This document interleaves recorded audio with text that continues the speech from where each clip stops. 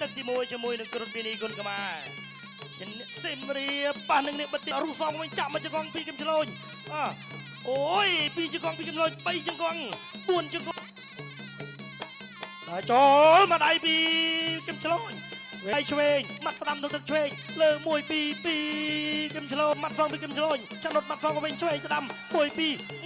2ឆានុតអើយអើយចាប់ផ្ដើមបដូរដៃគ្នាហើយឆ្វេងស្ដាំ1ដើរចូលទាំងអស់គ្នាបាទទៀងផ្ទាត់បាទរូបភាពបាទរីទស្សនាបន្តអើយដើរចូលហើយយោយ1ស្ដាំ1 2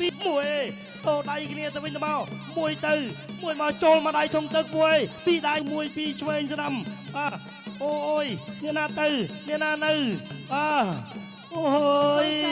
បកលសច្រើនមែនទេឥឡូវនេះមកដៃស្ដាំពីឆានុតឥឡូវនេះវត្តមកកែងពីគឹមឆ្លូញបង្គោលសកីឡាករបង្គោលក្រហមឈ្នះកីឡាករបង្គោលខៀវដោយកីឡាករបង្គោលខៀវបបងកីឡាករបង្គោលក្រហមឈ្នះកីឡាករបង្គោលខៀវដោយកីឡាករបង្គោលខៀវបបង